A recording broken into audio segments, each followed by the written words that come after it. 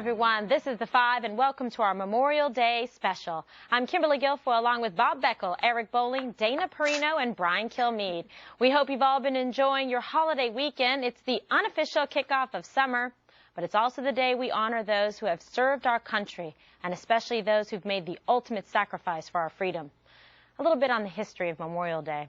It was observed for the first time on May 30th, 1868 as Decoration Day, shortly after the Civil War, a time for the nation to place flowers on the graves of vets killed in battle.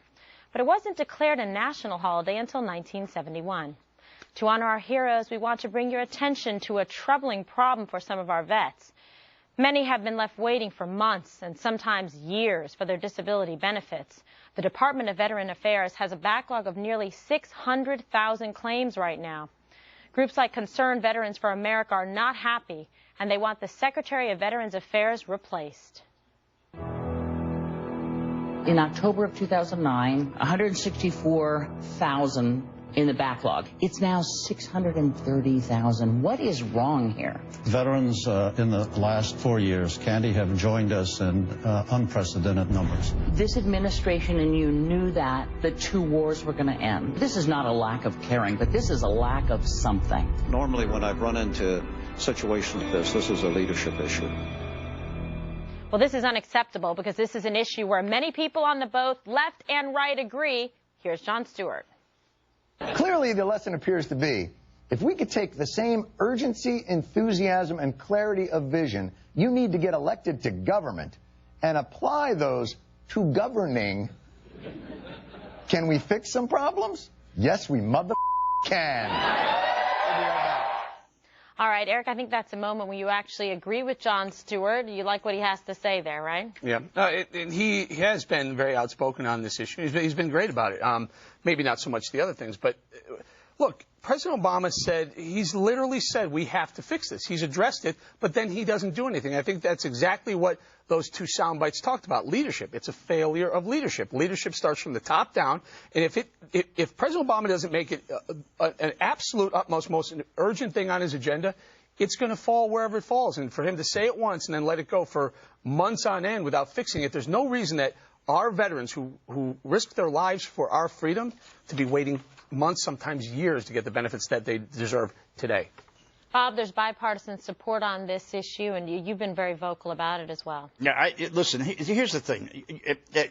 I'm always accused of blaming Bush. Well, Bush, there was only 100 and some odd thousand, a little bit of backlog during Bush. There's 600,000 now of these people waiting. I mean, and you had to anticipate you were going to have a lot of vets coming from the war in Afghanistan and Iraq. And why somebody wasn't prepared for this, and why this guy is still the head of VA, I just don't get it. I mean, I think it's disgraceful. Of all the people in the world, these people who fought, they're sitting in line. They have 624 days it takes them to get veterans their veterans benefits. That is unacceptable. Yeah, what are they supposed to do in the meantime, Dana?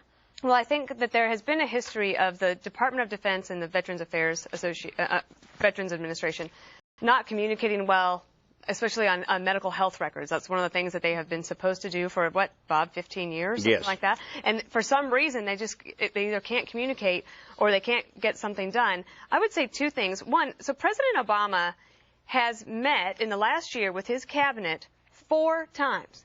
The IRS commissioner testified last week that he had been to the White House 118 times over a 2-year period. So 4 cabinet meetings. You could actually get all of those smart cabinet secretaries in a room and say, okay, in 30 days, I want this cut in half. I want a plan of how it's going to be cut in half. Second thing I'd say is that the Obama administration has deep, good relationships with the high-tech companies.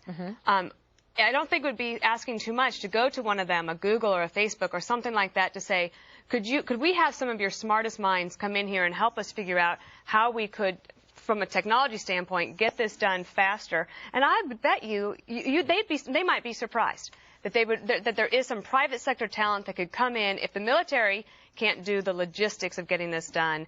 Perhaps they need to ask and rely on the private sector to come in and help. Exactly. Don't be too good and too proud to not ask for help, because it's shameful the way the veterans have been treated, Brian. Well, the same thing I was going to bring up is that Tim Cook was the expert guy in terms of efficiency that Steve Jobs brought in. Now he's running Apple. Right. So why can't you use a guy like that to say, look at this, how do we make this better? I'll bring in my system and see if we can make it work. Now, there's a partnership downtown in the war on terror that Commissioner Kelly put together. So private sector, public sector coming together. Why can't we do that again? Sadly, part of our history is not treating veterans right. I mean, I'm researching a book right now on Washington, at which time we found a letter from an Army sergeant, this guy Caleb Brewster, where he's writing a letter to Washington saying, hey, I got a bullet in my back. You've never taken care of me. I can't work. Can you help streamline the situation so I get some benefits because I can't make any money? Well, sadly, we treat our veterans bad for generations. Listen, on top of that, Michelle Obama has made veterans her key issue. Now, this is the First Lady. It would seem to me that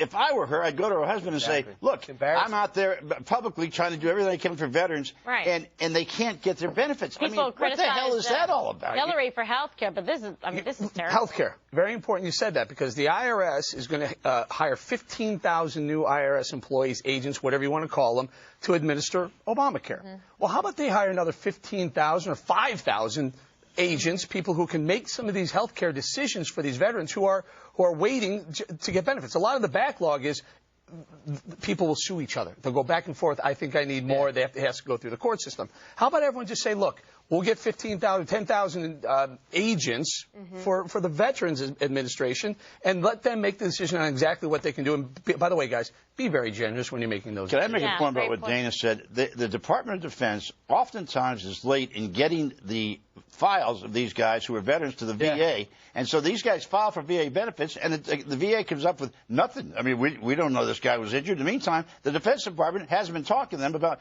how injured they've been, so they get back in, they get a letter back saying, we don't have you on record as having a bad, losing your arm, and it's back in the Defense Department. This has just got to stop. I mean, well, they need bodies. They need people to look into each one of these cases. And they need to have some intelligence here about what it takes. If you can run a military, which is supposed to be the best run, managed operation of the federal government, you surely can take care of the people who work for you. And it's only going to get worse. Well, 66,000 more coming home from Afghanistan over the next year and a half.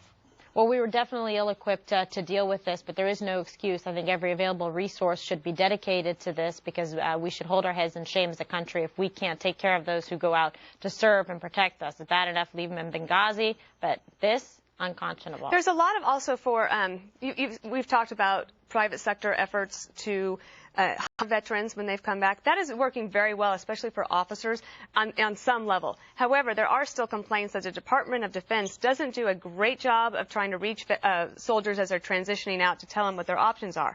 The infantry guys, those are the ones that really need the support from the VA, as well as more support from an employment standpoint. I have an idea. I knew. I was going to say, Bowling, you're an idea guy.